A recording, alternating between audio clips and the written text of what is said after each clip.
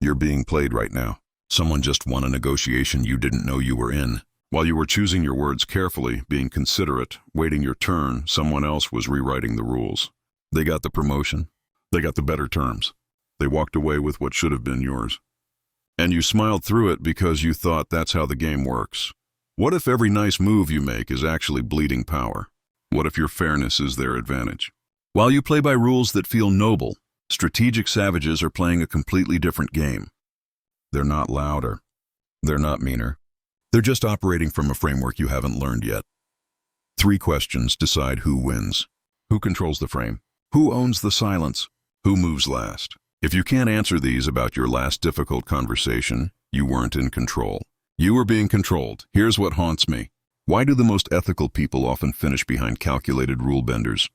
You've seen it. The colleague who takes credit, the friend who always gets their way, the business partner who somehow ends up with the bigger split. They're not smarter than you. They're just playing a game you're pretending doesn't exist. What do hostage negotiators, billionaires, and chess grandmasters know about power that you don't? They've all figured out something fundamental. Power isn't about force. It's about positioning. It's about seeing 3 moves ahead while everyone else is reacting to the last one. It's about making people believe they chose the outcome you engineered. How can you be ruthlessly strategic without becoming the villain? That's the question that stops most people. They think there are only 2 options. Be nice and lose, or be ruthless and hate yourself. But there's a third path. The ethical savage. Someone who plays to win but sleeps soundly. Someone who takes what's theirs without apology but never takes what isn't. In the next 12 hours, you'll think like a savage but sleep like a saint. You'll learn to spot manipulation before it lands. You'll understand leverage before you need it. You'll control conversations while others think they're leading. And you'll do it all without becoming someone you despise. Because strategic thinking isn't about cruelty. It's about clarity. Let's begin. You need to understand something uncomfortable. Right now, you're being exploited. Not dramatically, not obviously, but consistently. Every day, in small ways, people are extracting value from you that you never agreed to give. Your time, your ideas, your energy, your credit. And the worst part is, you're helping them do it because you think being strategic is somehow dirty. Let me tell you about the niceness tax. Every unreciprocated favor you do is a wealth transfer. Every time you say yes when you want to say no, you're paying. Every meeting where someone borrows your thinking and presents it as theirs, you're paying. The niceness tax is real, it's measurable, and most people pay it their entire lives without ever seeing the invoice. Picture this. There's a woman in a tech company, a senior designer. Brilliant work. Everyone knows it. But in meetings, her ideas seem to evaporate into the air, only to reappear moments later from her colleague's mouth, a guy who's mastered the art of the strategic pause followed by the reframe. He'll let her finish explaining a concept, nod thoughtfully, then say something like, "So what I'm hearing is, we should pivot the entire user flow around micro-interactions." Same idea. His words, and the director is writing his name next to it. This happened for 2 years. 2 years of watching her thinking get laundered through someone else's presentation style. She never said anything because she didn't want to seem petty. She told herself good work speaks for itself. That's the niceness tax. That's 24 months of career capital evaporating because she believed a comforting lie. Calculate what you're losing. Be specific. How many hours per week do you spend on things that primarily benefit someone else, while you get vague promises of future reciprocity? How many opportunities have you watched go to people with worse ideas and better positioning? How much respect have you lost by being endlessly available, endlessly accommodating, endlessly nice? The average person loses 11 hours per week to unreciprocated labor. That's 572 hours per year. That's 14 work weeks, 14 weeks of your life annually, just gone, because you haven't learned to identify and stop exploitation. Some of you are losing more. Some of you are losing your entire careers to this. Here's how you know you're paying the niceness tax. You frequently feel used but can't point to a specific moment of abuse. People come to you with problems, but rarely with solutions. Your boundaries are treated as suggestions. You're praised for being helpful, but never for being formidable. When you advocate for yourself, you feel guilty. These are symptoms of strategic blindness. Strategic blindness is why smart people get outmaneuvered by less talented opponents. You can be brilliant, hardworking, and creative and still lose to someone who simply understands the game better. They're not smarter. They're not better. They're just operating with a framework you've refused to acknowledge exists. There are 3 perception gaps that keep you blind. Intent blindness is when you can't see that someone's friendliness is tactical. You think they're being nice. They're being strategic. Consequence blindness is when you can't track the second and third order effects of your choices. You see the immediate piece of saying yes. You don't see the long-term cost of being seen as pushable. Power blindness is when you can't recognize who actually has leverage in an interaction. You think you're negotiating between equals. They know they're negotiating from high ground. Let me tell you about Marcus. Marcus founded a startup with 2 friends. Equal equity split, pure collaboration, everyone's voice matters. Beautiful on paper. 3 years in, Marcus realizes he's doing 70% of the work while decisions are made 2-to-1 against him constantly. His co-founders vote together. They've formed a coalition. He didn't. He thought good faith was enough. They thought structure was smarter. Now Marcus works for a company he founded but doesn't control. That's strategic blindness. He saw friendship where they saw governance. What separates strategic thinkers from reactive victims? Strategic thinkers are always running scenarios. They're watching patterns. They're asking what someone gains from this interaction. They're not paranoid. They're just honest about incentives. Reactive victims wait until they're hurt, then wonder how it happened. Strategic thinkers prevent the injury. The OODA loop is how fighter pilots make decisions faster than their opponents. Observe, orient, decide, act. Most people skip orientation. They see something, feel something, and react. Strategic savages pause. They observe the situation, orient themselves to understand the context and implications, decide on the optimal move, then act decisively. Speed matters, but not as much as correct orientation. A fast decision in the wrong direction is just fast losing. When does speed matter most? When the situation is simple and the cost of delay is higher than the cost of error. When you know the playbook and you've seen this situation before. When someone is trying to pressure you with artificial urgency, and your best move is to act before they expect you to think. Speed is a weapon when you're already oriented correctly. When does precision matter most? When the stakes are high and irreversible. When you're operating in unfamiliar territory. When your opponent expects you to rush and has traps prepared for hasty moves. When you're building something that compounds and early errors cascade. Precision is a weapon when time is on your side. Top performers process social chess moves by assuming every interaction is strategic until proven otherwise. Not cynically, pragmatically. They watch for who benefits. They notice who controls framing. They track who's gathering information versus who's revealing it. They see cooperation and competition happening simultaneously. And they adjust in real time because they're not attached to the story that everyone's just being authentic. Some people are. Most people are trying to win something. You need permission. Permission to stop being the person everyone can count on and start being the person everyone respects. Permission to let opportunities fall apart if they're not genuinely mutual. Permission to walk away from relationships that only work because you're bending. Permission to be strategic, calculating, and precise about where your energy goes. The permission structure is this. Ethical savagery beats naive altruism because naive altruism enables exploitation. When you allow people to drain you, you're not being kind. You're being complicit in an extractive dynamic. When you enforce boundaries, you're not being mean. You're being honest. The kindest thing you can do for both parties is make sure the relationship is genuinely mutual, or acknowledge that it isn't and act accordingly. Take 5 minutes right now and think about 3 situations where you felt used. Not vaguely uncomfortable, actually used, got them. Now go deeper. What was the specific manipulation tactic in each? Was it guilt? Was it false urgency? Was it social pressure where they leveraged witnesses to make you compliant? Was it the slow extraction where they kept asking for just one more small favor until you'd given away something large? Identify the tactic. That's how you build immunity. Pattern recognition is your early warning system. When you've been exploited, it's never the first time that person has done it. It's just the first time you noticed. Go back through your history with them. You'll see it. The smaller versions. The trial runs. The boundary tests. Exploiters always test before they take. They see if you'll say no to something minor. When you don't, they escalate.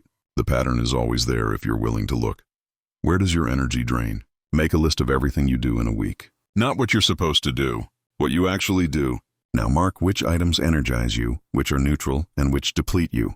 Look at the depletion list. How many of those are truly necessary? How many are you doing because you're afraid of conflict? How many are you doing because someone positioned it as your responsibility when it isn't? Energy is finite. You're spending it like it's infinite. That's why you're tired. You're at a decision point. You can continue operating the way you have been, hoping that eventually your good nature will be rewarded. Or you can acknowledge that the world doesn't work that way and develop the skills that actually generate the outcomes you want. This isn't about becoming cold. It's about becoming clear. Growth requires discomfort. Choose it. Now let's talk about frame control. Frame is the invisible container that defines what this interaction means. Every conversation happens inside a frame. Every relationship operates within one. And most people never realize they're fighting a frame war until they've already lost. When you walk into a salary negotiation and the hiring manager says, "We're so excited to have you. We just need to figure out the compensation details," they've set a frame. The frame is that you're already hired and now you're just negotiating details. That's a powerful frame because it assumes your agreement. If you accept that frame, you're negotiating from inside their structure. A strategic savage would reset the frame. I'm excited too, and whether we move forward depends entirely on whether the compensation reflects the value I'll create. Same conversation. Different container. One frame assumes your compliance. The other assumes mutual evaluation. Frame hierarchy determines who's dominant and who's subordinate in an interaction. This isn't about loudness or aggression. It's about whose reality prevails. When a parent tells a teenager, "We need to talk about your grades," and the teenager responds, "We need to talk about your constant criticism," the teenager is attempting to flip the frame. The parent set a frame where the teenager's performance is the problem. The teenager is trying to set a frame where the parent's behavior is the problem. Whoever's frame holds determines whose reality is validated. Real-world frame battles happen everywhere. In a sales call, if the prospect says, "Tell me why I should buy this," and you launch into a pitch, you've accepted a frame where you're auditioning for their approval. If instead you say, "Tell me about the problem you're trying to solve," you've reframed the conversation as a diagnostic where you're the expert and they're seeking solutions. Same call, different power dynamic. In family conflict, if someone says, "You always do this," and you say, "No, I don't. Remember last month when?" You've accepted the frame that your behavior is on trial and you need to defend yourself. If instead you say, "I notice you're frustrated. What outcome are you looking for right now?" You've reframed from accusation to problem solving. You've shifted from defendant to facilitator. Two people cannot occupy the same reality when their frames conflict. One frame wins. Usually the frame of the person who's most comfortable with the tension. This is critical. Frame battles are won by whoever can tolerate discomfort longer. If someone challenges your frame and you immediately accommodate to relieve the awkwardness, you've lost. If you can sit in the tension and calmly restate your frame, most people will eventually accept it because they want the tension to end. There's a story about an intern who changed his entire career trajectory with one reframe. He was in a meeting with a CEO who was criticizing a report the intern had prepared. The CEO said, "This is not what I asked for." Most interns would have apologized, promised to fix it, and left feeling diminished. This intern paused, then said, "You're right. I approached it from a different angle because I thought the original question was missing something important. Can I show you what I found?" He reframed criticism into curiosity. The CEO was intrigued. That meeting turned into a mentorship that turned into a fast-track promotion. One reframe. How do you claim frame from first contact? The opener sets the tone. If you begin with an apology or qualification, you're framing yourself as subordinate. "Sorry to bother you," or "This might be a stupid question," or "I know you're busy," but all establish a frame where your needs are secondary. Strategic savages open with assumption of equal standing. "I have a question about the project timeline." Not a request for permission. A statement of intent. Voice tonality carries frame. Upspeak, where your statements sound like questions, surrenders frame. Speaking in declarative tones, even when asking questions, holds frame. Body language matters. Leaning in signals seeking approval. Leaning back signals evaluation. Neither is wrong. Both communicate something. Know what you're communicating. Power phrases that establish dominance without aggression sound like this. "Let's focus on what matters here. What I'm hearing is X. Let me know if I've got that right. Here's what I'm thinking. Walk me through your reasoning." These phrases position you as the person organizing the conversation. You're not asking permission. You're providing structure. Structure is power. When someone challenges your frame, you have two options. Deflection is ignoring the challenge and continuing as if they hadn't spoken. Redirection is acknowledging their challenge and steering back to your frame. I hear you, and what I'm focused on right now is deflection works when the challenge is weak. Redirection works when ignoring it would make you look evasive. There was a hostage negotiator who taught me something about the first 60 seconds. He said the entire negotiation is won or lost in how you establish frame at the beginning. If you start with, please don't hurt anyone, you framed yourself as a supplicant. If you start with, I'm here to help you get what you need, you've framed yourself as a resource. If you start with, talk to me about what's happening, you framed yourself as the person in control of the process. Same situation. 3 different frames, 3 different outcomes. Holding frame under pressure is harder than establishing it. When emotions run high, most people abandon their frame to chase emotional resolution. Someone yells, and you match their energy. Someone cries, and you rush to comfort. Both are frame surrenders. Strategic savages use the silent reframe. When someone escalates emotionally, you pause. You don't match. You don't rush. You let the emotion land. Then you calmly restate your frame. I understand you're upset, and here's what I need. The contrast between their chaos and your calm reestablishes your frame as the stable one. Emotional labor is frame poison. If you absorb everyone else's chaos, you lose your own center. You cannot hold frame while you're managing someone else's feelings. This doesn't mean be callous. It means recognize that their emotional state is their responsibility, not your emergency. You can be compassionate without being consumed. Compassion is, I see you're struggling. Consumption is, your struggle is now my crisis to solve. Reframe formulas are shortcuts. What you're really asking is, lets you redefine their question into one you want to answer. Let's focus on, lets you shift topics without seeming evasive. The real issue here is, lets you elevate from their specific complaint to the structural problem you want to solve. These aren't tricks, they're clarifications. You're making explicit what's implicit. There's a teacher who used reframing to transform a chaotic classroom. Students were disruptive, disrespectful, testing boundaries constantly. Most teachers would frame this as a discipline problem. She reframed it as an energy problem. Instead of saying, you need to calm down, she said, you've got a lot of energy. Let's put it somewhere useful. She gave them collaborative projects that required movement and noise. She reframed their behavior from problem to resource. Disruption dropped by 80% in 2 weeks. Same kids. Different frame. The refusal script is powerful.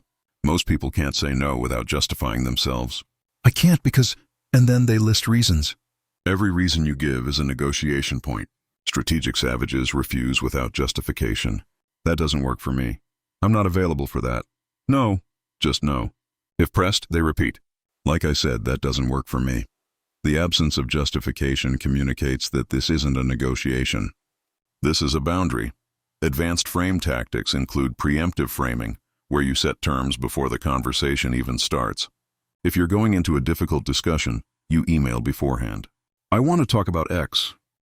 The assumptive close is borrowed from sales but works everywhere. You act as if your frame is already reality. When we implement this, not if you approve this, you're speaking from a future where your frame has already won. Most people will follow you there because you've made it feel inevitable. Metaframing is commenting on the conversation itself to control it. I notice we keep circling back to this point, which tells me it's important. We're getting into the weeds here. Let's zoom out. This conversation is getting heated, which means we both care. So let's take a breath and restart. You're stepping outside the conversation to narrate it, which positions you as the person with perspective. Perspective is power. Take 7 minutes and think about 3 recent exchanges where you lost frame. Got them? Now rewrite them. What would you have said if you were maintaining your frame? Script your savage response. Be specific. This isn't about what you wish you'd felt. It's about what you should have said. Write the words. Rehearse them. You're building a library of responses so that next time you don't have to improvise. Ethics of frame control matter. Frame becomes manipulation when the other person isn't aware they're in a game. If you're using frame to trick someone into something they wouldn't choose with full information, that's manipulation. If you're using frame to clarify what you want and organize a conversation toward mutual benefit, that's leadership. The consent test is simple. Would you be comfortable if they knew exactly what you were doing? If yes, you're being strategic. If no, you're being manipulative. Using frame for mutual benefit looks like this. 2 people want different outcomes. Both use frame to advocate for their position clearly. The conversation becomes a negotiation between two strong frames instead of one strong frame dominating one weak frame. That's healthy. That's how adults communicate. The problem isn't frame control. The problem is when only one person is using it. Let's talk about strategic silence. Most people are terrified of silence. They fill it with words, explanations, justifications, anything to ease the discomfort. And in doing so, they give away power. Silence is a weapon, and most people have never learned to load it. Why do talkers lose? Because people fill silence with truth. The confession effect is real. In interrogations, in sales calls, in negotiations, the person who speaks first after a pause typically reveals something they didn't plan to reveal. They're trying to resolve the tension. In resolving it, they show their hand. Watch what silence signals. When you speak constantly, you signal nervousness. You signal that you need their approval. You signal that you're uncomfortable with your own position. When you're comfortable with silence, you signal confidence. You signal that you don't need to fill space. You signal that you're evaluating, not performing. Silence shifts you from performer to judge. There's data on this. Sales representatives who talk less close 30% more deals. Not because they're saying better things, because they're listening more and allowing prospects to talk themselves into the purchase. Every objection a prospect voices is information. Every concern they mention is a roadmap to closing them. But you only hear it if you shut up. There's an FBI interrogator who solved cold cases by waiting. He'd ask a question, get an answer, then just sit there. 10 seconds, 20, 30. The suspect would start filling the silence. They'd add details. They'd correct themselves. They'd contradict earlier statements. He never pushed. He just waited. Eventually, they'd tell him everything because silence feels like an accusation. People confess to resolve it. There are different types of strategic silence. The pressure pause is when you stop talking to make someone justify themselves. They make a statement. You say nothing. Just look at them. They'll start explaining. They'll start qualifying. You didn't ask them to. The silence did. This works beautifully after someone makes an unreasonable request. They ask for something absurd. You pause. They immediately start walking it back. The thinking pause is when you stop to signal that you're considering their words carefully. This does two things. It shows respect, which builds rapport, and it buys you time to formulate a precise response instead of a reactive one. Most people react instantly. Strategic savages pause, think, then respond. The pause itself becomes part of the response. It says, what you said matters enough for me to consider it fully. The power pause is when you stop to signal that you're unbothered by their move. They make a threat. They issue an ultimatum. They try to create urgency. You pause, sip your coffee, look out the window, then respond calmly. The pause communicates that their pressure tactic didn't work. You're not scrambling. You're not rattled. You're just deciding what you want to do. The empathetic pause is when you create space for emotional disclosure. Someone is struggling to articulate something difficult. Instead of jumping in to finish their sentence or offer solutions, you wait. You give them room. Often they'll go deeper than they planned because your silence gave them permission. This pause isn't about power. It's about connection. Different tool. Different purpose. Timing matters. A 3-second pause is polite consideration. An 8-second pause is pressure. A 30-second pause is psychological warfare. Know what you're deploying and why. Context determines appropriateness. In a friendly conversation, an 8-second pause is weird. In a high-stakes negotiation, it's standard. Silence works devastatingly well in combat conversations. Someone makes a lowball offer. You just look at them. Don't speak. Don't nod. Don't react. Just hold eye contact. They'll start talking. Now I know that seems low, but they're already negotiating against themselves. You didn't say a word. The silence did the work. The non-response response is letting bad behavior sit awkwardly. Someone makes a passive-aggressive comment. Instead of engaging or defending, you just let it hang there. No acknowledgement. No reaction. You continue as if they hadn't spoken. This communicates that their tactic wasn't even worth addressing. It's beneath engagement. That's often more devastating than a counterattack.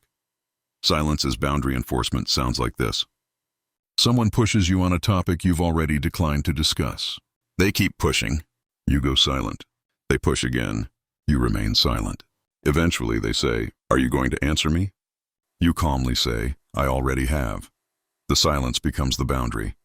It says, "I don't engage with badgering." There's a story about an executive who got a 40% raise without negotiating. She was offered a new role with a salary number. She paused. 8 seconds. Then she said, "Tell me more about the role." Didn't accept. Didn't counter. Just redirected with a question. They talked for 15 minutes about responsibilities and impact. Then the hiring manager said, "You know what? Given everything we've discussed, I think we can do better on the compensation." He named a number 40% higher than his opening. She smiled and accepted. The pause made him uncomfortable with his own offer. Training your discomfort tolerance is necessary. Silence feels unbearable because humans are wired for social cohesion. Silence in social settings triggers anxiety. It feels like rejection. It feels like conflict. Your nervous system interprets it as danger. You have to rewire that. You have to teach your body that silence is safety, not threat. The 10-second challenge is your daily practice. Once a day, in any conversation, after someone finishes speaking, count to 10 before you respond. Internally count. 1 Mississippi, 2 Mississippi, all the way to 10. It will feel like an eternity. Do it anyway. You're building tolerance. After a week, 10 seconds will feel normal. After a month, you'll start doing it naturally. Poker face drills matter because silence is only powerful if your face isn't screaming discomfort. Practice in the mirror. Make yourself hold a neutral expression while thinking about something frustrating. Your face will want to react. Don't let it. Hold neutral, hold calm. This is a muscle. Build it. Right now, record yourself on your phone. Ask yourself a difficult question out loud. Something like, "Why haven't you achieved your biggest goal yet?" Then stay silent for 15 seconds. Just sit there. Look at the camera. Say nothing. Play it back. Watch yourself. You'll see every micro-expression, every fidget, every tell that broadcasts discomfort. Now do it again. Cleaner. Keep practicing until you can hold 15 seconds of silence without visible discomfort. That's power. When do you break silence? When the pause has done its work. How do you know it's done its work? When you've gotten what you needed from it. If you're using silence to pressure someone into revealing information and they start revealing, you've won. Now you can speak. If you're using silence to communicate that you're unmoved by their tactic and they adjust their approach, you've won. Now you can engage. Reading the room is essential. In some contexts, extended silence is interpreted as disrespect. In some cultures, it's aggression. Know where you are. Know who you're with. Strategic thinking includes social awareness. The tools work, but they require calibration. Transitioning from silence to strategic speech is an art. You don't want to waste the power of the pause with weak words. When you break silence, say something that justifies the wait. Something precise, something that moves the interaction forward decisively. The pause built pressure. Your words release it toward your goal. The punctuation question is a technique where you follow silence with a question that. Let's talk about information asymmetry. In every interaction, someone knows more than the other person. Whoever has the information advantage has the strategic advantage. Your job is to know more and reveal less, always. Information is the ultimate currency. Money is temporary. Relationships are unpredictable.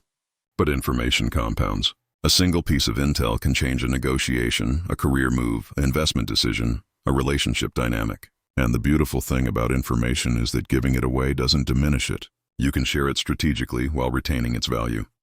Hedge funds understand this. They don't have better computers or smarter people than everyone else. They have better information. They're extracting edge from public data that everyone can see but nobody else is synthesizing correctly.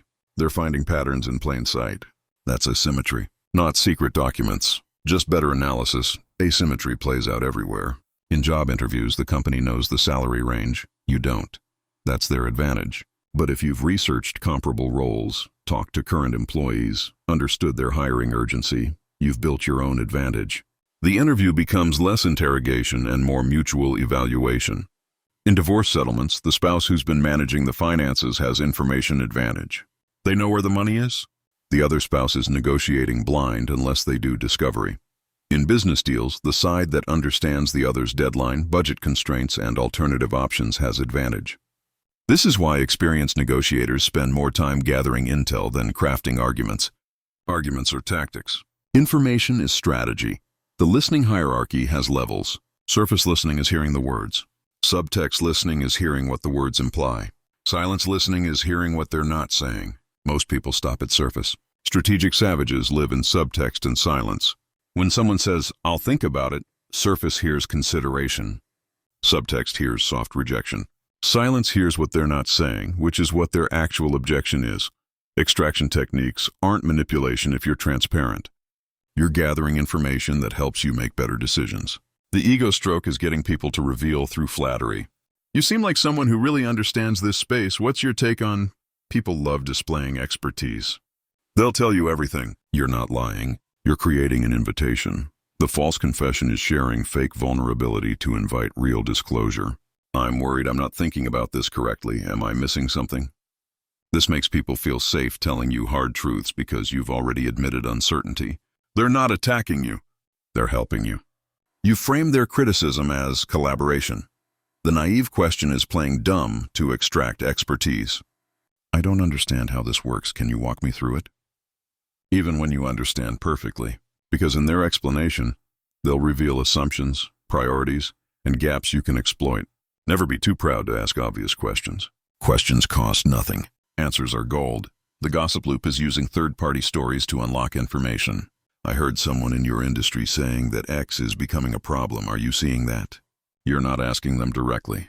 You're referencing a pattern. They'll either confirm or correct. Either way, you learn. And because you attributed it to someone else, they don't feel like you're extracting. They feel like they're educating you about industry misconceptions. There's a story about a spy who built entire networks through innocent questions. He never asked anything classified. He'd ask about cafeteria schedules, parking patterns, who worked late, which departments were expanding. Individually, these questions were meaningless. Collectively, they painted a complete picture of the facility's operations, vulnerabilities, and key personnel. Nobody suspected anything because each individual question was boring. That's sophisticated extraction. Defense protocols are necessary because you're not the only one gathering information. The gray rock method is being so boring that people stop trying to extract from you. When someone's fishing for information you don't want to give, you become the most uninteresting version of yourself. Short answers, no elaboration, no emotional variation. How was your weekend? Fine. What did you do? Errands. Eventually, they move on to someone more rewarding. Compartmentalization means different people know different pieces. Nobody has the full picture except you. This isn't paranoia. This is risk management. If you're planning a job change, your work friend doesn't need to know the same information as your spouse. If you're working on a competitive project, your team knows their piece. Not everyone needs the strategy. The deflection bank is your library of phrases to redirect invasive questions without seeming defensive. Why do you ask? I'm still figuring that out myself. I don't have a good answer for that yet. That's not really top of mind for me right now. None of these are lies. All of them end the inquiry without providing data. Digital hygiene is critical. Your metadata reveals more than your content. Who you follow, what you like, when you're active, what you search for. All of it paints a picture. Strategic savages audit their digital footprint regularly. They understand that every click is information they're giving away. Some of that is fine. Some of it isn't. Be intentional about what you're broadcasting. Take 10 minutes right now and audit your last 10 social media posts. What could someone infer about you? Your schedule? Your priorities? Your vulnerabilities? Your relationships? Your insecurities? If you're broadcasting information that could be used against you in a negotiation, a conflict, or a competition, adjust. Not because you're hiding, because you're strategic about what you reveal. Reverse engineering your opponent is homework. Before any significant interaction, do research. Public records show addresses, property ownership, legal history. LinkedIn shows career trajectory, connections, skill claims. Social media shows interest, values, communication style. You're not stalking. You're preparing. Every piece of information helps you predict behavior and craft approach. Pattern analysis is watching what someone does repeatedly. Everyone has patterns, how they handle stress, how they make decisions, whether they're morning or evening people, whether they're risk-averse or risk-seeking, whether they're competitive or collaborative, whether they deflect or confront. These patterns are predictive. If you know someone's pattern, you can anticipate their moves. Network mapping is understanding who influences them. Everyone has advisors, mentors, peers whose opinions matter. If you understand someone's network, you understand the forces acting on their decisions. This is especially valuable in organizations. The person you're negotiating with might seem unmovable, but if you understand who they report to and what that person cares about, you can frame your proposal in those terms. The stress test is how someone behaves under pressure. Everyone's pleasant when things are easy. Character shows when things are hard. Before you enter a significant relationship, business or personal, watch how they handle adversity. Do they blame? Do they adapt? Do they panic? Do they get creative? Stress reveals truth. Learn someone's truth before you're dependent on them. Ethics matter here. There's a difference between strategic awareness and privacy violation. Public information, behavioral observation, pattern recognition, all ethical. Hacking, stalking, invading privacy, all violations. The line is consent. If someone has made information public or observable through normal interaction, it's fair game for analysis. If you have to violate boundaries to get it, you've crossed a line. Privacy versus strategic awareness is a balance. You can be transparent about who you are while being strategic about what you reveal and when. You can be honest without being an open book. You can be authentic without being exploitable. Strategic communication isn't lying. It's curation. The transparency trade-off is real. The more transparent you are, the more trust you can build. The more you withhold, the more protected you are. Neither extreme is optimal. Full transparency makes you vulnerable to exploitation. Full opacity makes you impossible to connect with. Strategic savages calibrate. They're transparent about values, guarded about tactics. Transparent about intentions, guarded about specifics. Transparent about commitments, guarded about vulnerabilities. Now let's discuss leverage. Leverage is the ability to get disproportionate results from your effort. It's the multiplier. It's what separates people who work hard from people who work hard and actually get what they want. Without leverage, you're negotiating from weakness. With leverage, you're negotiating from strength. The goal is to architect your life so you always have it. There are 3 fundamental types of leverage. Labor leverage is other people working for you. Capital leverage is money working for you. Code leverage is systems and media working for you. You want all 3. Labor means employees, contractors, collaborators multiplying your output. Capital means investments, assets, resources that generate returns without your active involvement. Code means software, content, processes that scale without additional effort per unit. Why does leverage beat hard work? Because hard work has a ceiling. There are only 24 hours in a day. There's only so much energy in your body. If you're trading time for money or effort for outcomes, you'll eventually hit maximum capacity. Leverage breaks that ceiling. Identifying leverage points in your job requires asking what would break if you disappeared tomorrow. If the answer is nothing, you have no leverage. If the answer is something critical that only you know how to fix, you have leverage. Your goal is to create and own things that are valuable and hard to replace, not because you're gatekeeping, because you've built something genuinely useful. In relationships, leverage is what unique value you provide. Not transactional, not scorekeeping, just honest assessment. What do you bring that would be difficult for the other person to find elsewhere? Is it emotional support? Is it specific expertise? Is it connection to resources? Is it a way of seeing the world? Leverage in relationships isn't about control. It's about mutual irreplaceability. Healthy relationships have bilateral leverage. Each person brings something the other deeply values. In negotiations, leverage is what the other party needs that's scarce. If you're selling a service and there are 10 other providers they could use, you have low leverage. If you're the only person who can solve their specific problem in their specific time frame, you have high leverage. If you're buying and there's one seller, they have leverage. If you're buying and there are 10 sellers competing for your business, you have leverage. Leverage is always relative to alternatives. The BATNA principle is essential. Best alternative to negotiated agreement. What's your backup plan if this deal falls through? The better your BATNA, the more leverage you have. If you need this deal to survive, you have no leverage. If you have 3 other options that are nearly as good, you have tremendous leverage. Strategic savages always build BATNA before entering negotiations. Do a leverage audit right now. In your career, what do you control that's valuable? What knowledge do you have that others don't? What relationships do you own? What systems could you build? In your personal life, what are you bringing to your relationships? What makes you irreplaceable to the people who matter? In your finances, what assets do you have that could generate returns? What skills could you monetize? Map current state, then map desired state. That gap is your work. Building career leverage as a specialist is one path. The deeper your expertise in a narrow domain, the more irreplaceable you become to people who need that specific thing. But there's a trap. If the domain becomes obsolete, so do you. That's why integration advantage is often better. Be the person who understands multiple domains and can translate between them. The engineer who understands sales. The marketer who understands finance. The designer who understands code. Integration creates rare value. Owning cross-functional knowledge bridges makes you the translator. In every organization, there are silos. Engineering doesn't understand marketing. Sales doesn't understand product. Finance doesn't understand operations. If you can speak multiple languages, you become essential infrastructure. You're the person who can make different departments understand each other. That's leverage you can't get from a manual. Network effects come from being the connector. If you know more people across industries, functions, and geographies than anyone else in your sphere, you have social leverage. People come to you for introductions, insights, opportunities. You become a hub. Hubs are valuable. Hubs are hard to replace. Build your network intentionally. Maintain it actively. Deploy it strategically. Documentation power is underrated. If you're the person who creates the source of truth in your organization, you have leverage.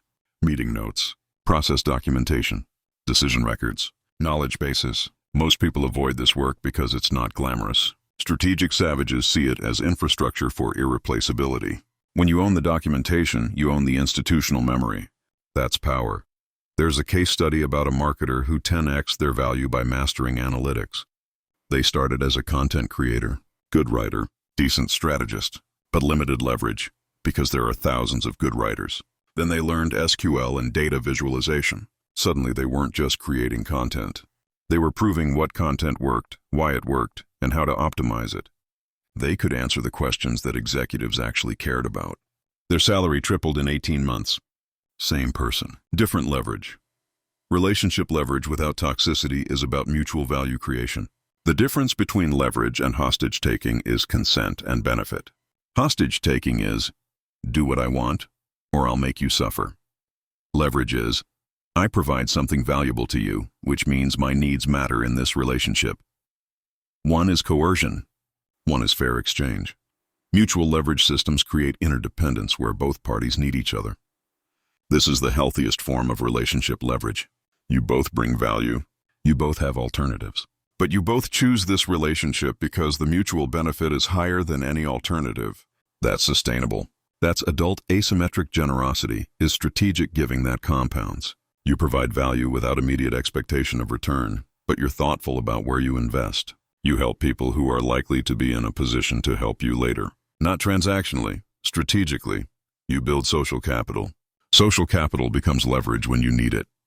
The favor bank is a mental model for tracking reciprocity networks.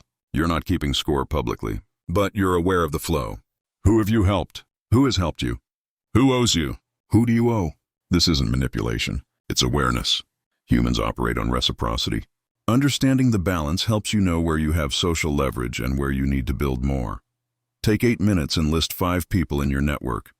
For each person, analyze who has leverage over whom and why. Be honest. Are you more dependent on them than they are on you? Do they need your expertise, connections, or support more than you need theirs? Is it balanced? This exercise isn't about ending relationships where you have less leverage. It's about understanding your position so you can be strategic about how you navigate the relationship. Leverage defense is recognizing when others have leverage over you and systematically reducing it. Single points of failure are vulnerabilities. If losing one client would tank your business, that client has enormous leverage over you. If losing one job would devastate your finances, that employer has leverage. If losing one relationship would destroy your social life, that person has leverage. Identify your single points of failure, then build redundancy. Building optionality is always having a plan B. In your career, that means maintaining marketable skills, networking even when you're employed, saving enough to survive a job loss. In business, that means diversifying revenue streams, avoiding overdependence on any single customer or supplier. In relationships, this doesn't mean disloyalty. It means maintaining your independence, your friendships, your interests outside the relationship, so you're never negotiating from desperation. Walkaway power is the ultimate leverage. If you can genuinely afford to walk away from a negotiation, a relationship, a job, an opportunity, you have maximum leverage. Because you're negotiating from preference, not need. The other party can sense it. It changes everything. Most people can't walk away. They need the money. They need the approval. They need the outcome. That need is visible. It's exploitable. Strategic savages build lives where they can walk away. That doesn't mean they do. It means they could. That's the difference. Timing is everything. You can have the perfect strategy, the ideal leverage, the best argument, and still lose because you moved at the wrong moment. Strategic savages don't just think about what to do, they obsess over when to do it. The timing paradox is that perfect timing often beats perfect strategy. An average strategy executed at the perfect moment will outperform a brilliant strategy executed at the wrong moment. Markets prove this. Real estate investors who buy during panic make more money than investors with better analysis who buy during euphoria. Job seekers who apply right when a position opens get more attention than better candidates who apply after 100 other resumes are already in the pile. Speed versus patience is the eternal question. When do you move fast? When the situation is simple and the cost of delay is high. When you have information advantage and moving quickly prevents others from catching up. When momentum is in your favor and waiting would let it dissipate. When the opportunity is time-bound and won't recur. Speed is a weapon when hesitation is the real risk. When do you deploy patience? When the situation is complex and rushing leads to errors. When you don't have sufficient information and gathering more improves outcomes.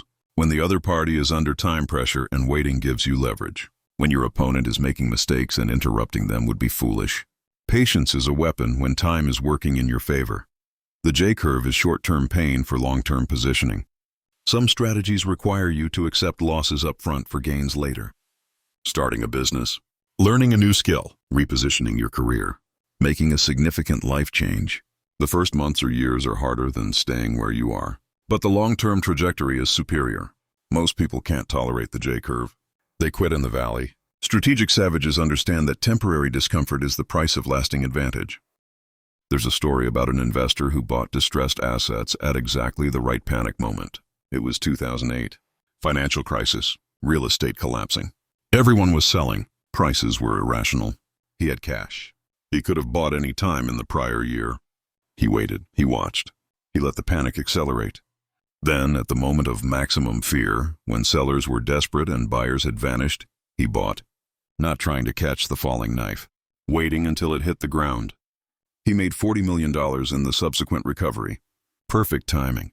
Reading the clock means understanding cycles, economic cycles, industry trends, seasonal patterns. Everything moves in waves. Strategic savages study the patterns.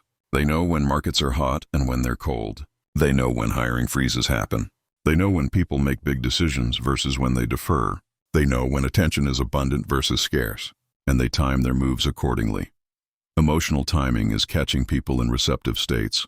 The same request gets different answers depending on someone's mood, energy level, and context. Asking your boss for a raise after a major win is smart. Asking during a crisis is stupid. Asking your partner to discuss something difficult when they're relaxed is smart. Asking when they're stressed is stupid. This isn't manipulation. It's basic emotional intelligence. Political timing is organizational power shifts and transitions. When leadership changes, there's opportunity.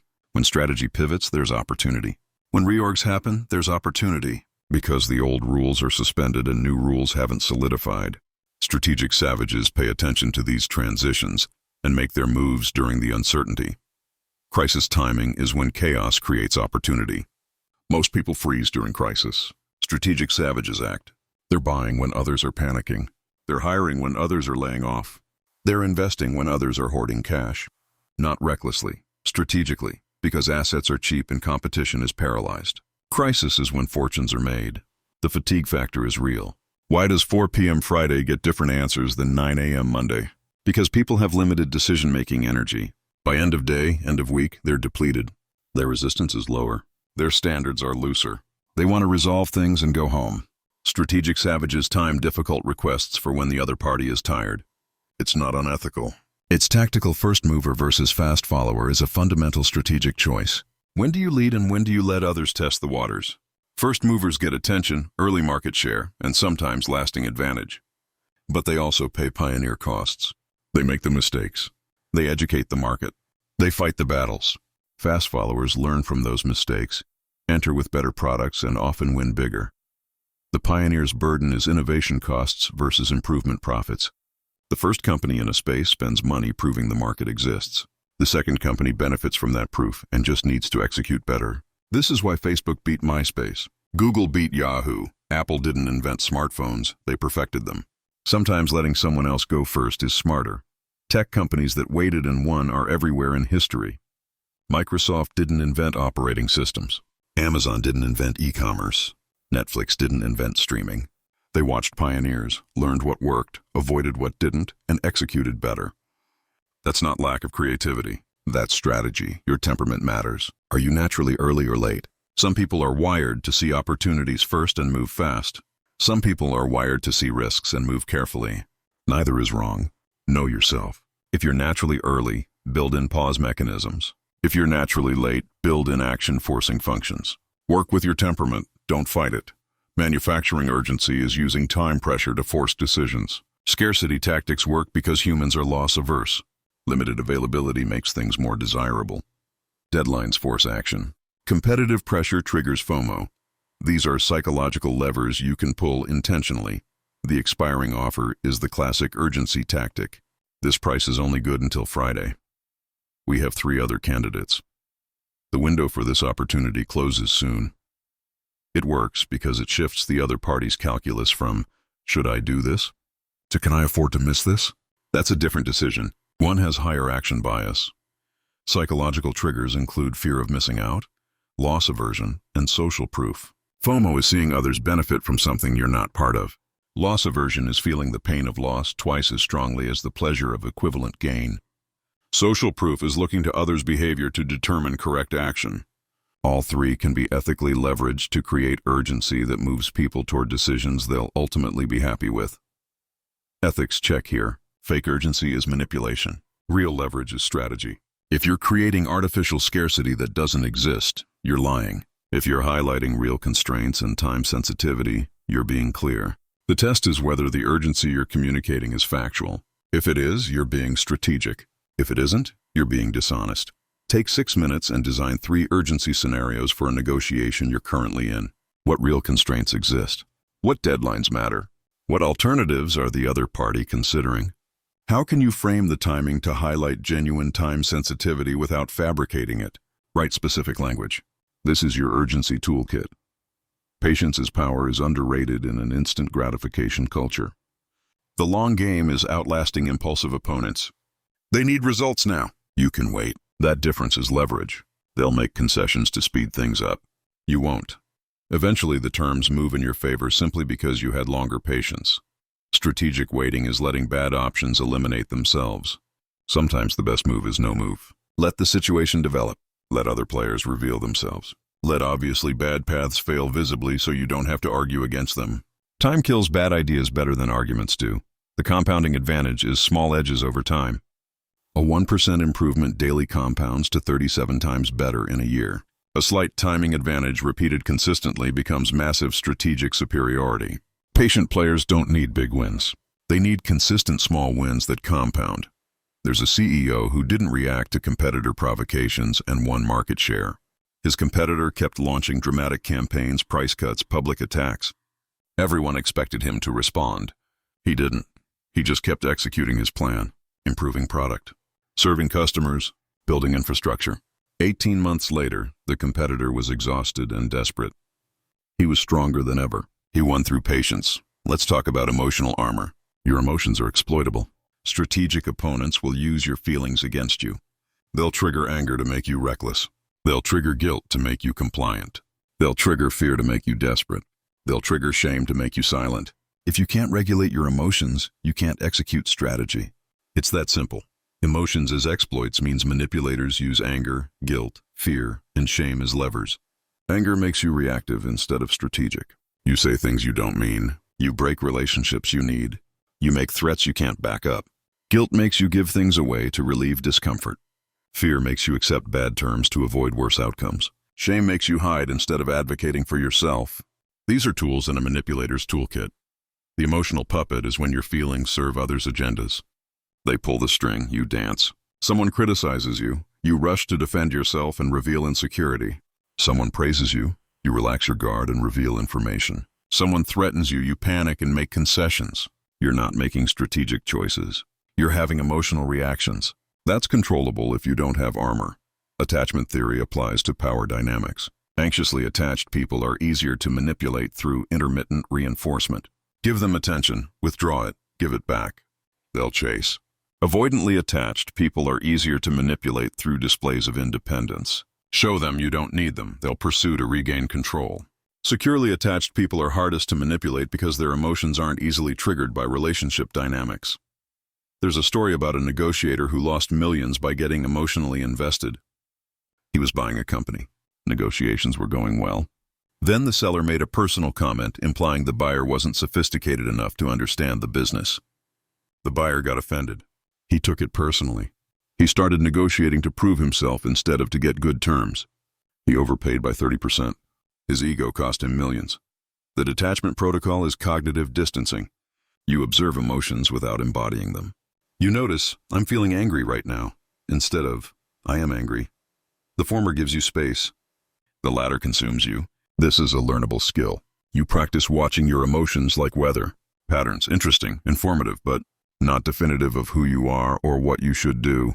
The 10-10-10 rule is asking how you'll feel about this decision in 10 minutes, 10 months and 10 years.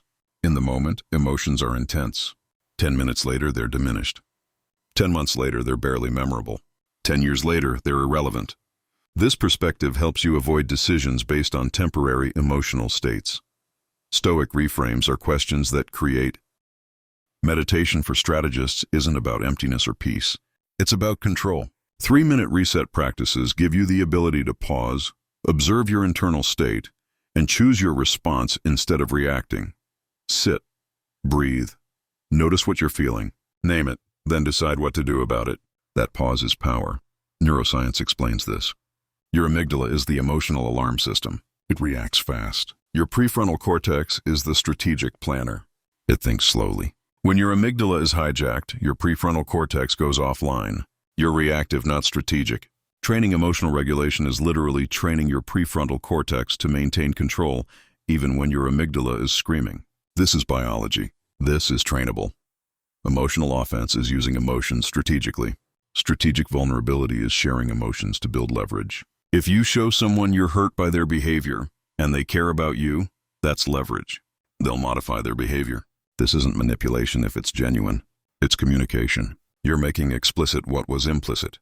The calculated outburst can be a negotiation tool. Sometimes displaying anger signals that you're at a boundary and further pushing will end the relationship. That's information. It's only manipulative if the anger is fake.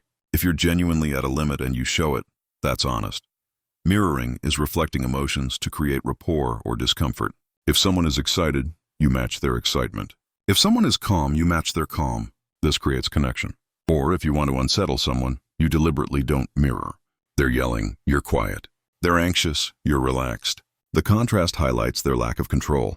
Emotional misdirection is displaying false feelings to mask strategy. Poker players do this. They look disappointed when they have a strong hand. They look confident when they're bluffing. This is game theory. You're managing what information your emotional displays communicate. It's only unethical if you're doing it in contexts where emotional honesty is expected and necessary for consent. There's a case study about a lawyer who cried in closing arguments and won. She was defending a woman accused of a crime she didn't commit. The evidence was ambiguous. The jury was skeptical. In closing, the lawyer's voice broke. Real tears, not planned. She was overwhelmed by the injustice. The jury saw her emotion. They trusted it. They acquitted. Was that strategy? No. Was it powerful? Absolutely. Authentic emotion can be more persuasive than any argument. Protecting your triggers means identifying your emotional buttons. What makes you react without thinking? Rejection? Criticism? Injustice? Disrespect? Embarrassment?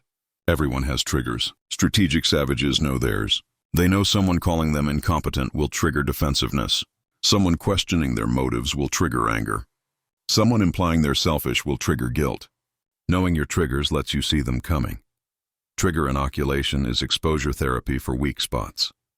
If criticism triggers you, practice receiving it in low-stakes contexts. Ask friends to critique your work. Post something online and read the comments.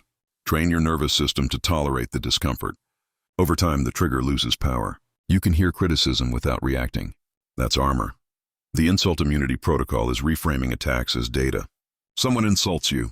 Instead of feeling hurt, you think, interesting. They felt the need to attack me. What does that tell me about their emotional state? What leverage are they feeling they don't have that they're trying to gain through insult? You've shifted from recipient to analyst. The insult has no power because you're not taking it personally.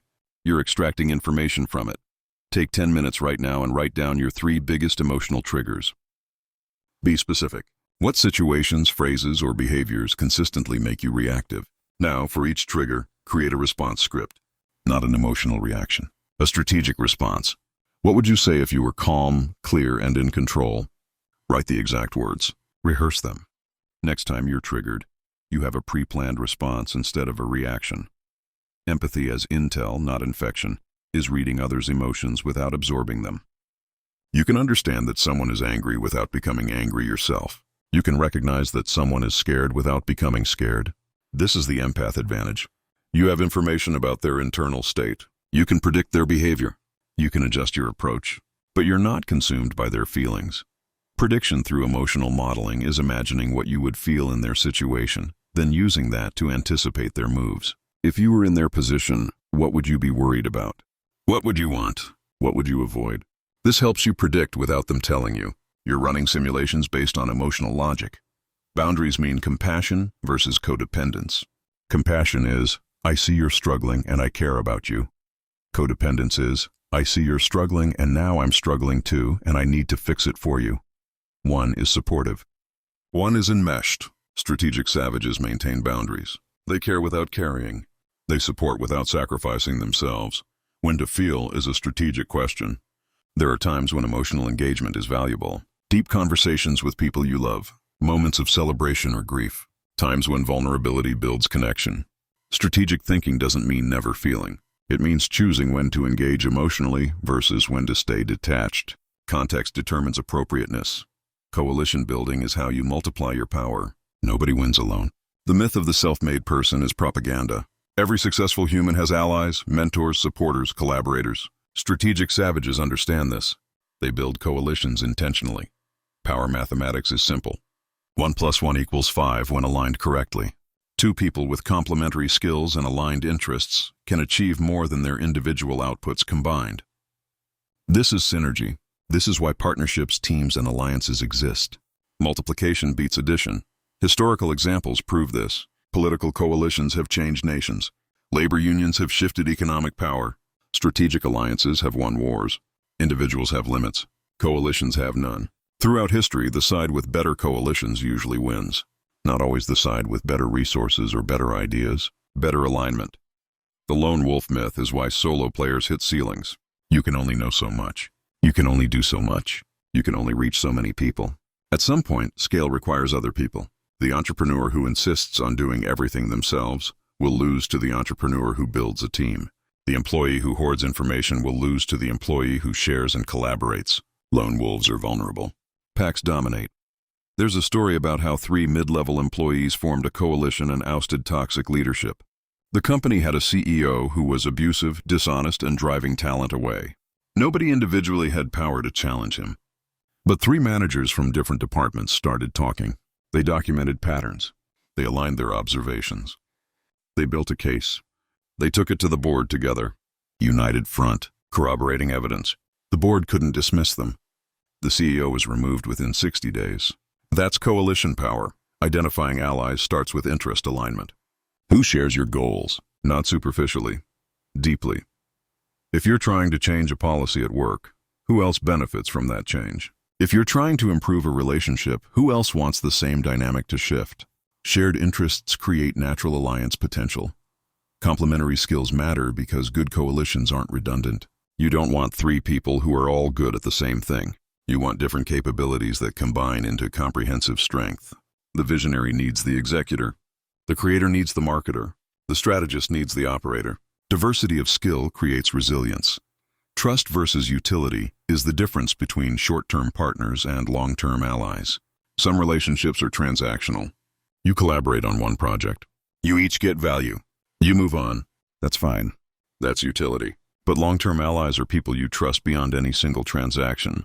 You'd work with them repeatedly. You'd take risks with them. You'd defend them. Trust takes time to build. Utility can be immediate. The concentric circles model organizes your network. Core team is the 3 to 5 people you trust completely and coordinate with constantly. Extended network is the 20 to 50 people you interact with regularly and could mobilize for specific efforts. Loose contacts are the hundreds of people you know peripherally and might activate opportunistically. Each layer has different expectations and different value. Red flags for allies who will betray you include inconsistency between words and actions, a pattern of blaming others for their problems, taking credit for group work, sharing others' confidential information with you, which means they're sharing yours with others, and pressuring you to compromise your values. Trust your gut. If someone feels off, they probably are. Coalition architecture requires thought. The nucleus strategy is building around a shared enemy or goal. Common opposition or common aspiration unites people. Clear purpose prevents drift. Without a nucleus, coalitions fragment. Value exchange design is making explicit what each member contributes and receives. Ambiguity breeds resentment. Clarity breeds sustainability. If you're forming a team, talk about roles. Talk about credit. Talk about decision rights. Talk about what success looks like for each. Decision-making structures prevent paralysis. Does the coalition decide by consensus, meaning everyone needs to agree? Does it decide by delegation, meaning different people own different domains? Does it decide by voting? Each approach has trade-offs. Consensus is slow but creates buy-in. Delegation is fast but requires trust. Voting is democratic but can create factions. Choose based on the coalition's purpose and timeline. There's a case study about a startup founding team that allocated equity and authority thoughtfully. 3 co-founders. Equal skills, equal commitment. They could have just split equity evenly. Instead, they thought strategically. The CEO got slightly more equity because they had final decision authority and higher accountability.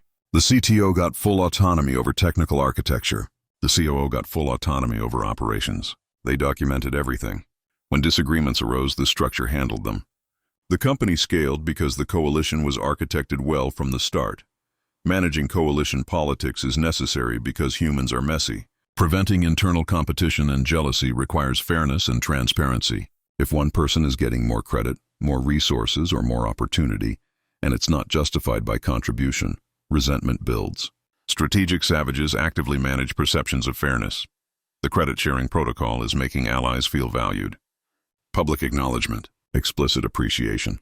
Tangible rewards when possible. People stay in coalitions when they feel seen and respected. They leave when they feel used. It's that simple. Conflict resolution has to happen before fracture. Disagreements are inevitable. Unaddressed disagreements become grudges.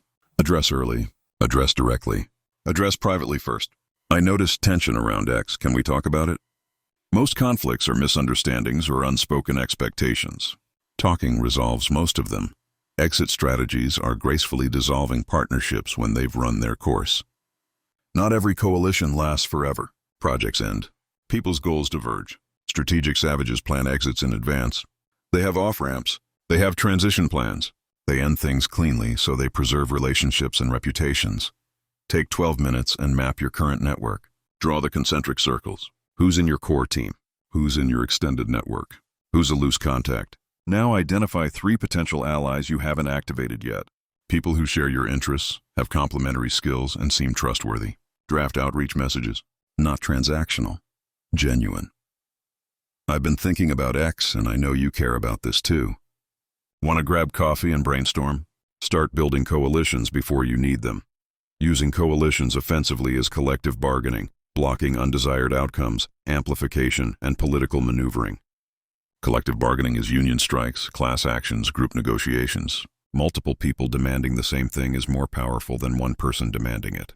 Employers negotiate differently with organized labor than with individuals. Sellers negotiate differently with buying groups. The blocking coalition prevents undesired outcomes. You can't get what you want approved. Fine. Can you prevent what you don't want? If you can assemble enough people who oppose a bad decision, you can block it even if you can't push through your preferred alternative. Sometimes preventing disaster is the win. Amplification is using allies to spread your message or defend your reputation. One person saying something is a claim. 10 people saying the same thing is a pattern. If you're trying to change an organizational policy, you need coalition voices. If you're defending yourself against an unfair accusation, you need people vouching for you. Lone voices are easy to dismiss. Choruses are hard to ignore. Political maneuvering is how coalitions shape organizational decisions. Companies, communities, governments, they all have politics. Decisions often aren't made on merit alone. They're made through influence. Strategic coalitions build influence. They align key decision makers. They frame issues favorably. They generate momentum. This isn't corruption. This is how complex organizations function. Preemptive strikes are about winning before the fight. The best battle is no battle. If you can neutralize threats before they materialize, you save energy, resources, and relationships. Strategic savages are proactive, not reactive. Sun Tzu said supreme excellence consists of breaking the enemy's resistance without fighting. Make the battle unnecessary. Make your position so strong that attacking you is obviously futile. Make your reputation so solid that accusations don't stick. Make your relationship so resilient that others can't wedge between you and your allies. That's how you win without fighting. Opportunity cost of fighting is enormous. Time, energy, goodwill, focus, relationships. Even if you win a fight, what did you lose in the process? Sometimes fighting is necessary, often it's waste. Strategic savages calculate cost-benefit. If you can preempt a fight or avoid it through positioning, that's almost always superior. There's a story about an executive who preemptively addressed board concerns and kept her job. She was hearing rumors, whispers about her performance, concerns about her strategic direction. Most executives would have waited for the board to bring it up or hoped it would blow over. She didn't. She requested a meeting. She laid out everything she was hearing. She presented data showing her results. She acknowledged areas for improvement and presented a plan. She controlled the narrative before it controlled her. The board appreciated the transparency. Concerns evaporated. She kept her role and gained trust. Threat forecasting is pattern recognition and paranoia balance. You need to spot early warning signs, changes in behavior, shifts in tone, unusual questions, altered power dynamics. Strategic savages notice these. They don't ignore them, but they also don't overreact. The paranoia balance is vigilance without paralysis. You prepare for threats without assuming everyone is an enemy. Scenario planning is wargaming potential conflicts. What could go wrong? How would you respond? If your largest client left, what's your plan? If your key employee quit, what's your plan? If your reputation was attacked, what's your plan? Thinking through scenarios in advance means you're not improvising in crisis. You're executing a playbook. Intel networks are building early warning systems through relationships. People who will tell you when something's brewing. People who will give you a heads up when your name comes up negatively. People who will alert you to opportunities before they're public. These relationships are insurance.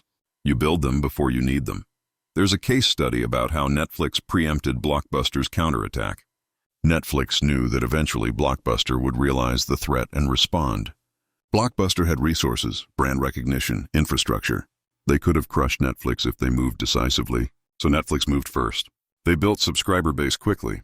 They created brand loyalty. They locked in content deals. By the time Blockbuster tried to compete, Netflix had first-mover advantage that was insurmountable. They preempted the counterattack by making it too late to matter. Preemptive tactics include public commitment, resource denial, reputation preloading, and the olive branch offensive. Public commitment is forcing others to align before they oppose. If you announce a plan publicly and get endorsements, opposing it later makes them look inconsistent. You've made opposition costly. Resource denial is securing key assets before competition begins, hiring the best talent before competitors can, locking in partnerships before alternatives emerge, buying property or inventory before prices rise. Preemptive resource acquisition removes options from future opponents. Reputation preloading is shaping narratives before accusations arise. If you know someone might attack your credibility, you establish credibility proactively. You get testimonials.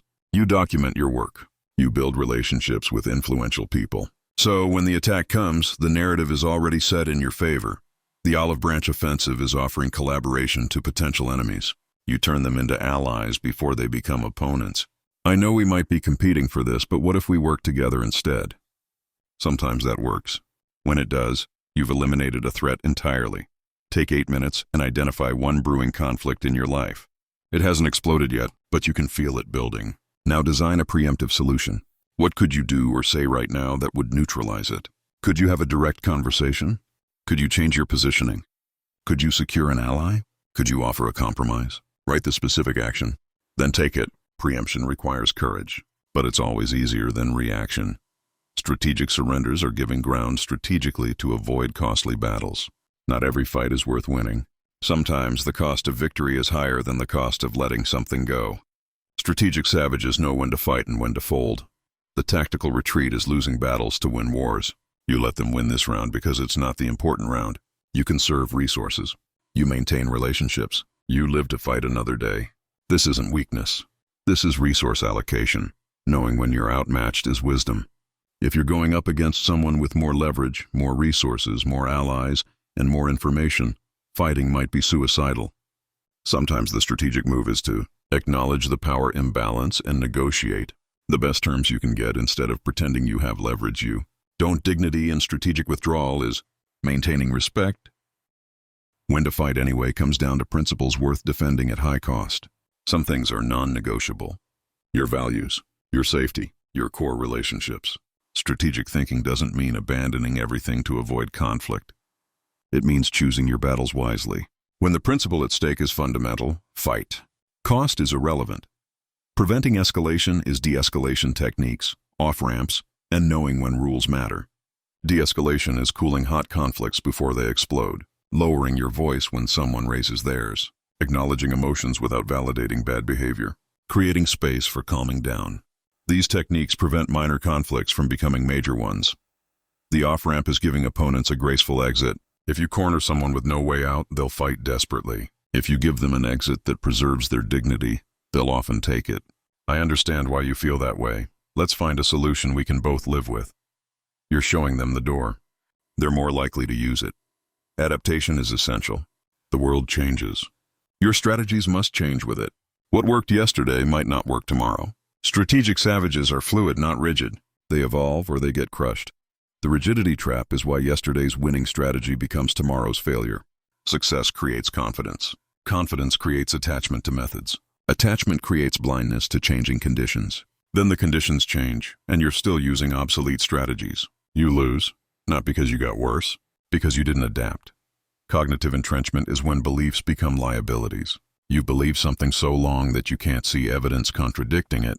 You've invested so much in a strategy that you can't abandon it even when it's failing. This is human nature. This is also fatal in competitive environments. Kodak, Blockbuster, and other giants were killed by their own success formulas. Kodak invented digital photography and buried it because it threatened film sales. Blockbuster had multiple chances to buy Netflix and passed because they believed retail was the model. Giants fall because they're invested in being right instead of being effective. They'd rather die than admit their model is obsolete. The strategist's curse is falling in love with your own plans. You spent time designing them, energy executing them. Ego is attached. So when reality signals that they're not working, you adjust reality in your mind instead of adjusting the plan. You tell yourself it's temporary setbacks. You tell yourself people don't understand. You tell yourself you just need to push harder. All of those might be true, or your plan might be wrong. Adaptation requires humility. Feedback loop mastery is building measurement systems. What metrics signal success or failure? If you're not measuring, you're not learning. If you're not learning, you're not adapting. Strategic savages obsess over feedback. They want to know what's working, what's not, and why. Then they adjust. The OODA loop revisited. Observe, orient, decide, act, then observe again. It's a cycle. You're constantly gathering new information, reorienting based on that information, making new decisions, and acting. You're not executing a fixed plan. You're adapting a living strategy. Kill criteria are predetermined signals to abandon a strategy. Before you start something, decide what failure looks like. At what point do you pull the plug? What metrics would tell you this isn't working? Having kill criteria in advance prevents sunk cost fallacy. You're not emotionally deciding whether to quit. You're following your own preset rules. A/B testing in life is running parallel experiments. Try 2 approaches simultaneously. See which works better. Keep the winner. Discard the loser. You're not betting everything on one strategy. You're diversifying and learning. This works in careers, relationships, marketing, everything. Test, measure, adapt. There's a case study about a consultant who pivoted 3 times in one negotiation and won. He was trying to close a deal. His initial pitch didn't land. He read the room. Pivoted to address a concern he hadn't anticipated. That helped, but wasn't enough. He listened more. Realized they had a completely different priority. Pivoted again. Addressed the real issue. Got close. Final objection emerged. He pivoted a 3rd time with a creative solution. Closed the deal. He didn't get attached to his pitch. He adapted to their reality. That's mastery. Cognitive flexibility training is steel manning, devil's advocate protocol, assumption audits, and cross-domain thinking. Steel manning is arguing against your own position as strongly as possible. Not strawmanning, not half-hearting it, actually making the best possible case against yourself. This surfaces your weaknesses. It shows you where your thinking is sloppy. The devil's advocate protocol is institutionalizing dissent. In every important decision, someone's job is to argue against it. Not because they actually oppose it, because you need that perspective. Organizations that do this avoid groupthink. Individuals who do this avoid cognitive bias. Assumption audits are quarterly reviews of core beliefs. What am I assuming is true that I haven't tested recently? What am I taking for granted that might have changed? What beliefs am I operating from that might be outdated? Write them down. Challenge them. Update them. This is cognitive maintenance. Cross-domain thinking is borrowing strategies from unrelated fields. How do chess players think about positioning? Apply that to your career. How do biologists think about systems? Apply that to your organization. How do comedians think about timing? Apply that to your negotiations. Innovation often comes from combining ideas from disparate domains. Take 10 minutes and examine a current strategy you're using. Now write 3 alternative approaches. Don't judge them. Don't commit to them. Just generate them. What if you did the opposite? What if you slowed down instead of sped up? What if you went public instead of private? What if you collaborated instead of competed? Alternatives expand your thinking. You might not use them, but having them makes you more adaptive. Chaos adaptation is thriving in uncertainty, jazz improvisation, decision-making under fog, and resilience versus anti-fragility. Thriving in uncertainty means skills for volatile environments, comfort with ambiguity, bias toward action, willingness to experiment, ability to make reversible decisions quickly. These skills are increasingly valuable in a rapidly changing world. The jazz improvisation model is structure plus spontaneity. Jazz musicians have structure, key, chord progression, rhythm. Within that structure, they improvise. They respond to each other in real time. They create without knowing exactly what they'll create. That's adaptive performance. You have principles and frameworks. Within those, you improvise based on what's happening. Decision-making under fog is acting with incomplete information.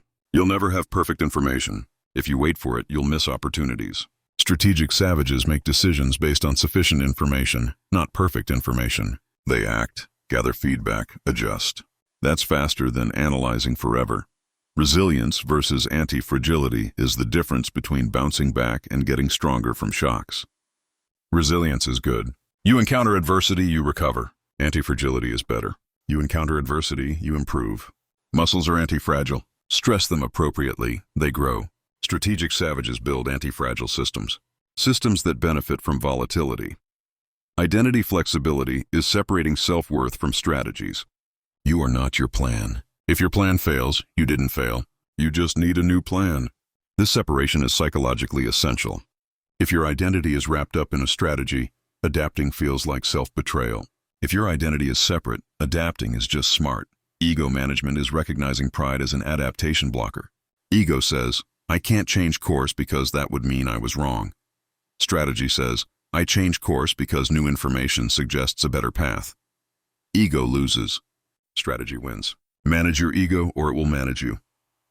The multiple selves model is having different modes for different contexts. You're not one fixed person. You're a collection of selves that activate in different situations. Work self, friend self, parent self, competitor self, collaborator self. Each has different priorities and behaviors. Strategic savages consciously switch between modes based on context. They're not being fake. They're being adaptive. There's a story about an athlete who retired early and reinvented entirely. Peak of career. Could have kept playing. Instead saw that the sport was changing and his style was becoming obsolete. Rather than decline slowly, he retired at the top. Then he took everything he learned about discipline, competition, and performance and applied it to business. Became more successful as an entrepreneur than as an athlete. Total reinvention. That's identity flexibility. Reputation warfare is controlling your story. Your reputation precedes you. It shapes every negotiation before it begins. It determines who wants to work with you, who trusts you, who fears you. Strategic savages manage reputation as carefully as they manage money. Reputation as currency means perception shapes every negotiation. If people think you're competent, they give you more autonomy. If people think you're trustworthy, they give you more access. If people think you're connected, they treat you with more respect. Reputation creates opportunities. Lack of reputation closes them. The trust premium is why reputation compounds. Every successful interaction adds to your reputation. Every testimonial strengthens it. Over time, your reputation does work for you. People hire you because they've heard good. There's a case study about how a junior employee built executive presence through speaking.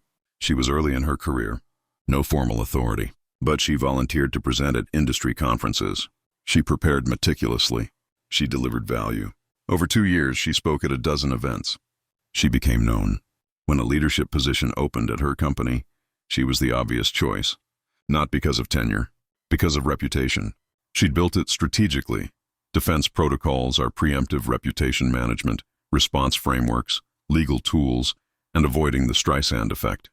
Preemptive reputation management is addressing skeletons before exposure. If you have something in your past that could surface, you control the narrative by disclosing it yourself first, on your terms, with your framing. This is always better than letting someone else reveal it. The response framework is deciding in advance how you'll handle criticism.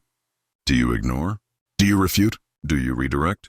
Ignoring works when the criticism is from a non-credible source or will fade without attention. Refuting works when the criticism is factually false and not refuting would let it stand as truth. Redirecting works when the criticism is partially valid and you want to acknowledge it while shifting to your stronger narrative. Legal tools include defamation law, DMCA takedowns, and right-to-be-forgotten requests. If someone is spreading lies that damage your reputation, you have legal recourse. If someone is using your copyrighted content without permission, you can have it removed. If search results contain outdated or irrelevant information, you can sometimes get them suppressed. Know your options. The Streisand effect is when fighting back amplifies the attack. If you respond too aggressively to minor criticism, you draw attention to it. Suddenly more people know about it than would have if you'd ignored it. Strategic savages assess whether responding will help or hurt. Sometimes silence is the strongest response. Take 15 minutes and Google yourself. Look at the first 3 pages of results. What appears? Is it accurate? Is it current? Is it flattering? Is it problematic? Now create a cleanup plan. What do you need to remove? What do you need to add? What platforms do you need to be active on to push down negative results with positive content? Reputation management is active work. Offensive reputation tactics include strategic leaking, proxy attacks, social proof engineering, and comparison framing. Strategic leaking is controlled information release. You want something known, but you don't want to be seen as the one promoting it. So you leak it to a journalist, a blogger, an influencer. They publish it. You benefit without looking self-promotional. The proxy attack is using third parties to damage opponents' credibility. You don't attack them directly. Your allies do. This is politics. This is warfare. This is sometimes necessary. It's also ethically fraught. Use carefully. Social proof engineering is manufacturing testimonials and endorsements. You actively solicit reviews. You ask satisfied clients for quotes. You get respected figures to vouch for you. This isn't fake. It's curation. You're making visible what's already true. Most people won't offer testimonials unless asked. Strategic savages ask. Comparison framing is positioning yourself against competitors. Unlike my competitor who... You're highlighting your strengths by contrasting with their weaknesses. This works. It's also transparent. People see what you're doing. That's fine. As long as your claims are true, comparison is legitimate strategy. Ethics boundaries are clear. Truthful positioning is strategy. Character assassination is manipulation. If you're accurately representing yourself and others, you're being strategic. If you're lying about yourself or spreading lies about others, you're being unethical. The line is truth. Stay on the right side of it. Reputation recovery is possible. The apology formula, the time strategy, rebranding, and transparency. The apology formula is when and how to own mistakes. You apologize when you've actually done something wrong and the person or people harmed deserve acknowledgement. You don't apologize for things you're not actually sorry for. False apologies make things worse. The time strategy is outlasting scandals through quiet consistency. Most scandals fade. People move on. If you stop feeding the fire, it burns out. Then you just keep doing good work quietly. Over time, the scandal becomes old news. Your recent work becomes your reputation. This takes patience. It works. Rebranding is when to abandon a damaged identity and start fresh.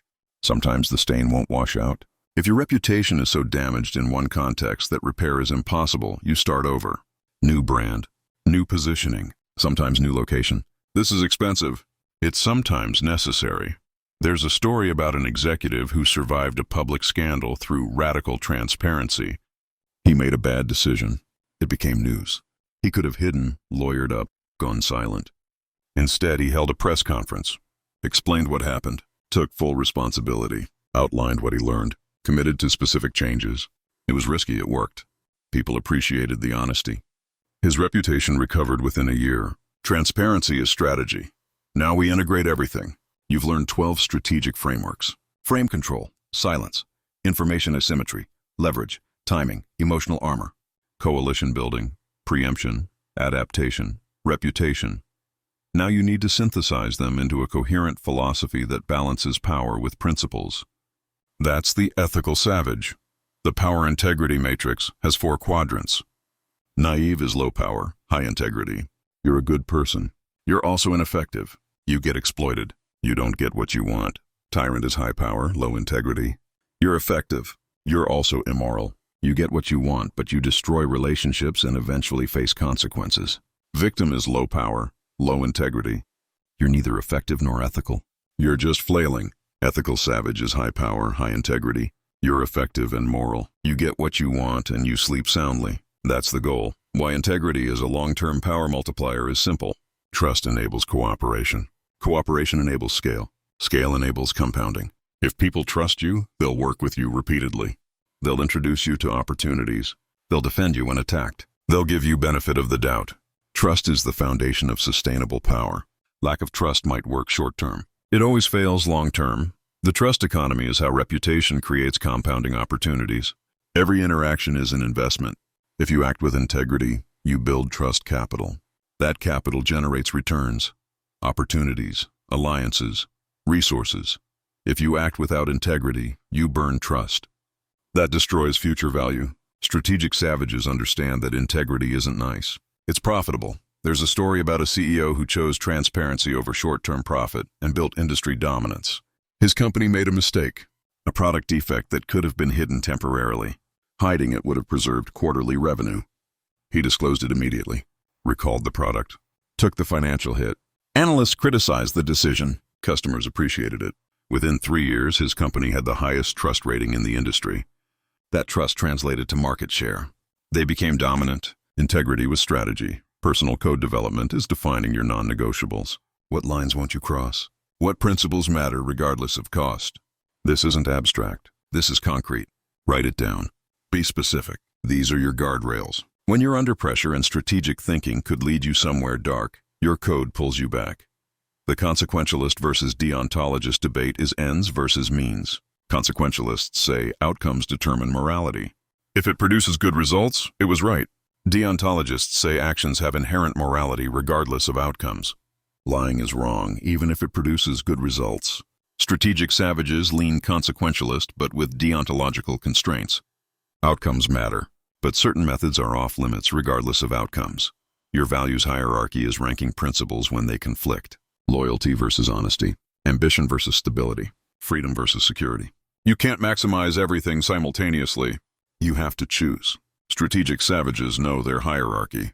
When values collide, they know which one wins. This prevents paralysis.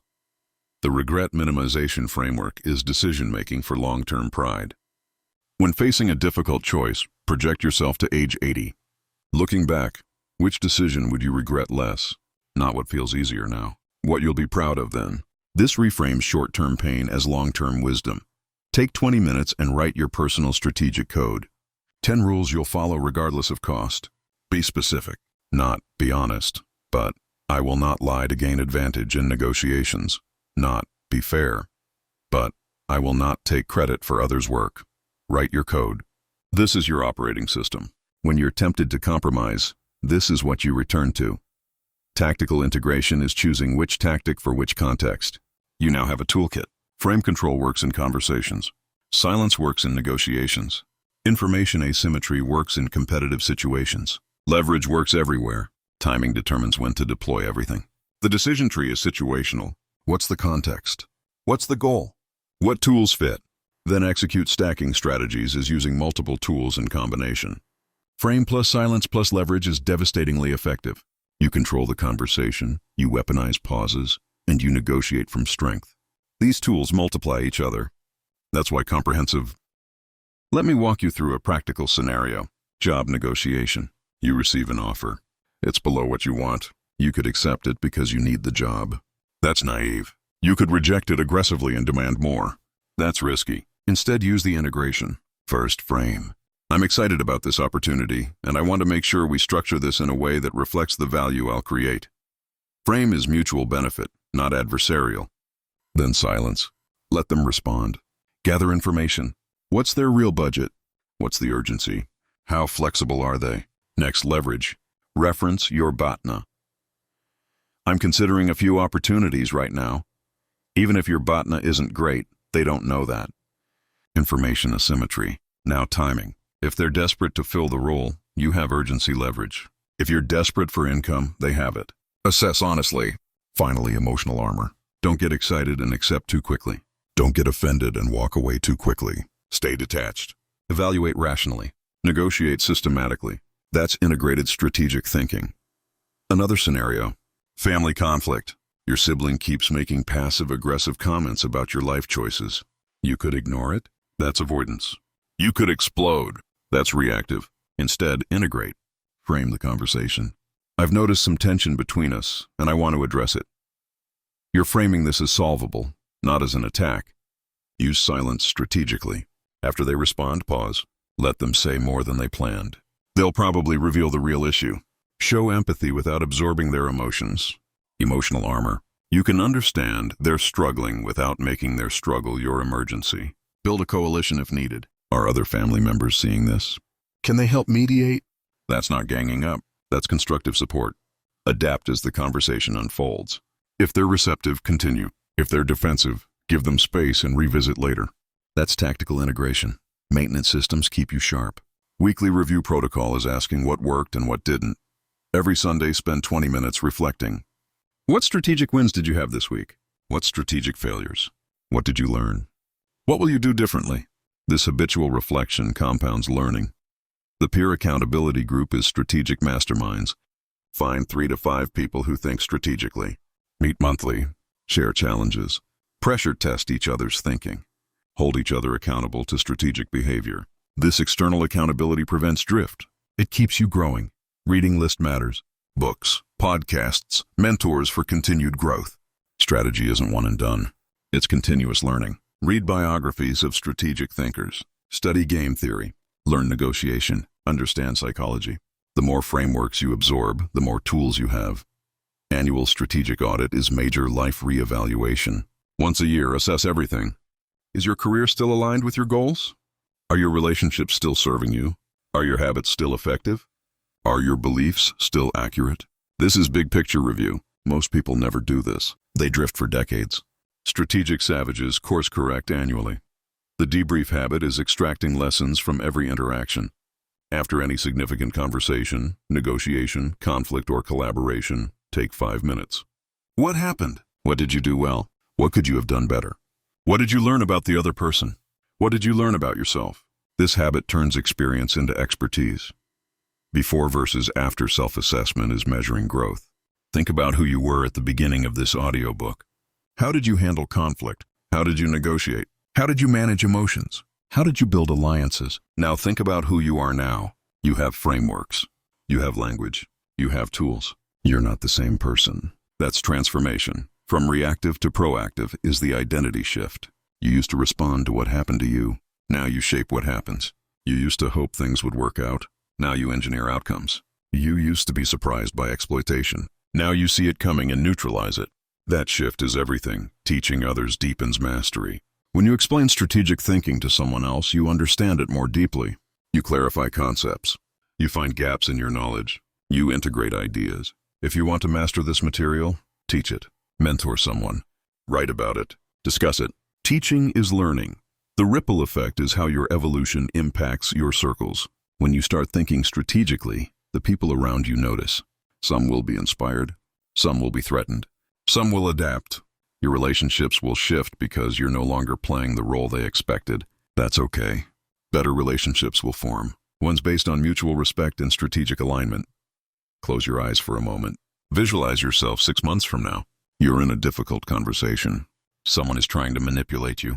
In the old version of yourself, you'd feel the manipulation but not know what to do. You'd comply or you'd react emotionally. Neither would serve you. Now watch the new version of yourself. You recognize the tactic. You don't react. You pause. You reframe. You hold your ground. You're calm. You're clear. You're in control. The person across from you realizes their tactic isn't working. They adjust. You've shifted the entire dynamic without aggression, just strategy. That's who you're becoming. Design your 90-day strategic plan. Pick 3 areas of your life where you want to implement what you've learned. Maybe it's career. Maybe it's relationships. Maybe it's finances. For each area, identify the specific strategic gap you want to close. In career, maybe you need to build more leverage. In relationships, maybe you need better boundaries. In finances, maybe you need better negotiation skills. Then, for each area, design specific practices. Daily, weekly, monthly. What will you do consistently to build these skills? Write it down. Commit to it. Review it weekly. Adjust as needed. That's your implementation plan. You started this audiobook being played. You're ending it as the player. That shift is real. That shift is available. That shift requires practice. You now have the frameworks. You have the language. You have the tools. What you do with them is up to you. The shift isn't from naive to cruel. It's from exploitable to strategic. You're not becoming someone who uses people. You're becoming someone who can't be used. You're not becoming manipulative. You're becoming clear. You're not becoming cold. You're becoming protected, from hoping people will treat you fairly to ensuring they can't afford not to. That's the transformation. You're not waiting for fairness. You're creating conditions where fairness is their only rational option. That's power. That's strategy. That's the ethical savage. The skill stack is complete. Frame control, so you define reality. Silence weaponization, so you extract information and communicate power. Information asymmetry, so you always know more than you reveal. Leverage architecture, so you negotiate from strength. Timing mastery, so you move at optimal moments. Emotional armor, so you can't be manipulated through feelings. Coalition building, so you multiply your power. Preemptive strikes, so you win before fighting. Adaptation, so you evolve with conditions. Reputation warfare, so you control your narrative. All integrated, all available, all yours. The ethics are clear. You're not becoming cruel. You're becoming unavailable for exploitation. There's a difference. Cruelty is causing unnecessary harm. Unavailability for exploitation is protecting yourself and refusing to participate in extractive dynamics. You can be kind and strategic. You can be generous and boundaried. You can be collaborative and powerful. These aren't contradictions. They're maturity. The test comes soon. Next time someone tries to manipulate you, watch them fail. Watch yourself stay calm. Watch yourself see the tactic. Watch yourself respond strategically instead of reactively. Watch yourself win, not through aggression, through clarity. That moment will confirm everything you've learned. You'll realize you're not the same person who started this audiobook. The invitation is this. This isn't the end. It's day 1 of your strategic life. You have tools now. Use them. You have frameworks now. Apply them. You have language now. Share it. Strategic thinking is a practice, not a destination. You'll get better every week if you're intentional. You'll get better every month if you're consistent. You'll look back in a year and barely recognize the person you were. The world rewards savagery, but only if you can sleep afterward. That's the paradox most people can't solve. They think they have to choose between power and peace, between effectiveness and ethics, between winning and being good. You now know that's false. You can have both. You just need to be strategic about how you pursue them. It's about refusing to be dominated. It's about taking up the space that's yours. It's about getting what you've earned instead of what others decide to give you. That's justice. That's power. That's the ethical savage. Welcome.